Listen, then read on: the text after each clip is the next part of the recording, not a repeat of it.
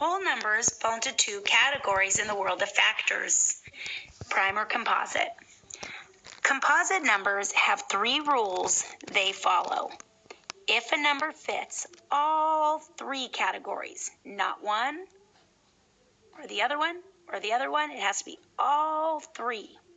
It is a composite number. One rule, a number must be a whole number. For example, 3 is a whole number, but 3.5 is not a whole number.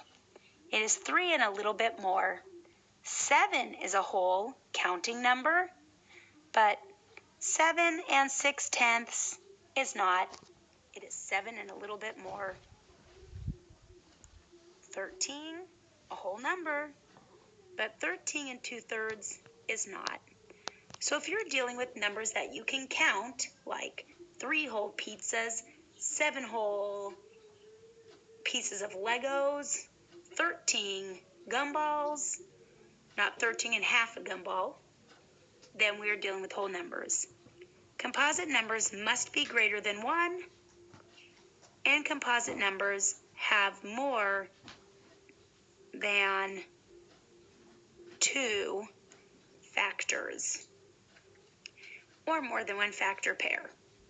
So let's go over some examples and apply these rules. Examples. We can look at the number 12 and the number 27. We're just going to check the rules we learned.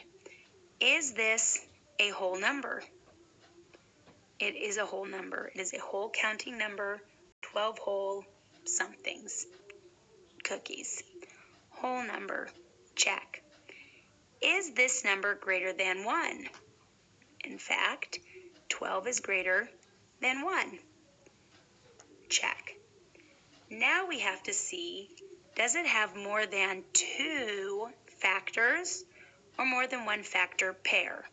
Well, we always know we have to start with a factor pair, 1 times 12. So I would call this one factor pair, or I would call this 1, 2 factors. And the second I can think of another factor, whether I need my divisibility rules to help me or not, then I know this number's composite. So what comes to your mind? Well, some of the kids today said 2 times 6. Some said 3 times 4. And since the directions did not say find all the factors of 12, I can stop here because I see more than one factor pair. First pair, second pair. I also can look at it this way. Has more than 2 factors. I can already see this number has at the very least 4 factors. So on my homework, or if I was asked, is this number prime or composite, I would say composite. And this right here is proof of my composite number, and our class knows you must always show proof. Now let's look at the number 27. We're always going to start with a factor pair, 1 times 27, or 1 times itself. And we're going to think, gosh, do I know another pair that equals 27? And I do. I can think of 3 times 9, which is a basic fact I'm supposed to know because I've memorized my multiplication facts.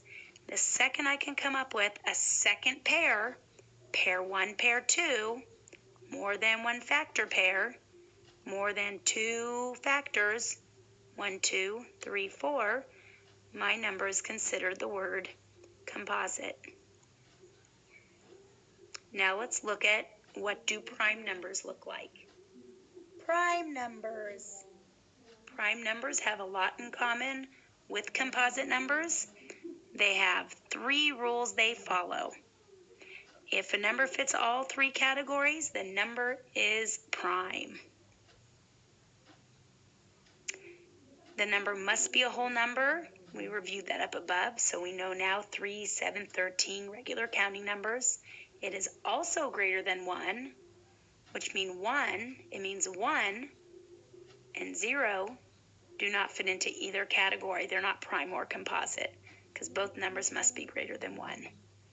Prime numbers have exactly 2 factors or exactly 1 factor pair, may not have more. So let's look at some numbers that are prime.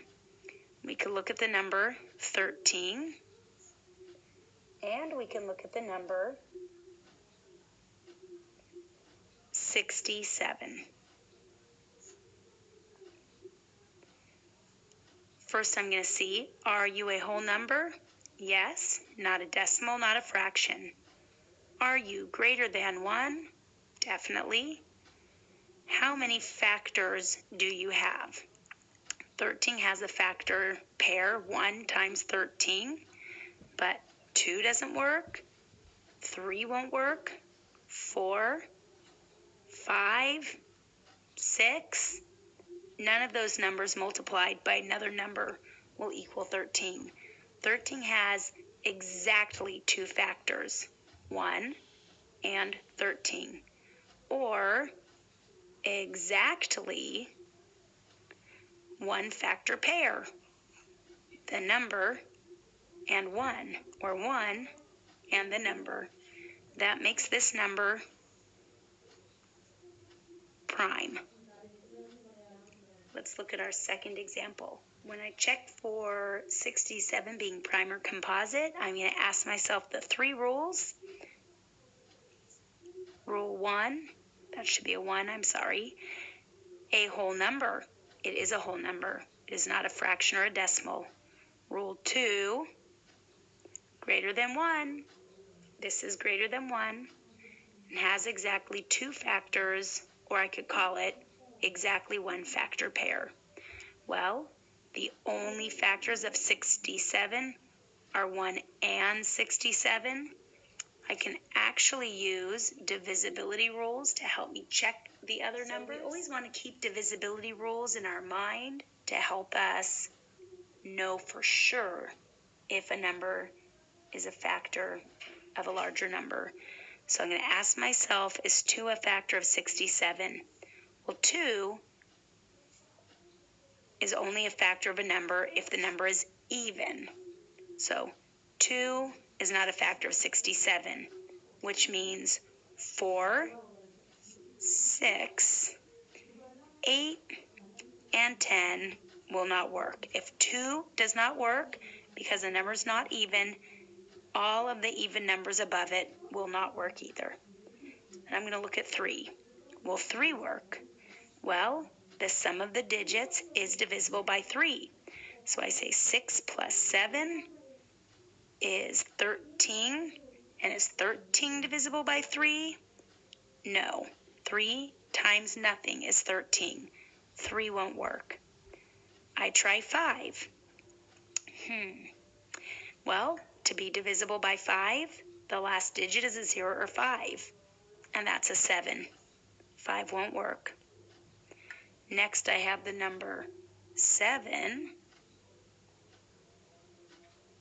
And if I think about my facts, 7 times 9 is 63, and 7 times 10 is 70. Nope, 7 times nothing is 67. And if this number is really large, I might have to divide these to check. And then I think about 9. Well, 9 times 7 is 63. And 9 times, did I do that right? 9 times 7 is 63. 9 times 8 is 72. So 9 times nothing is 67. So I could go higher, but I can see that this is the only factor pair that 67 has. 67 is a prime number.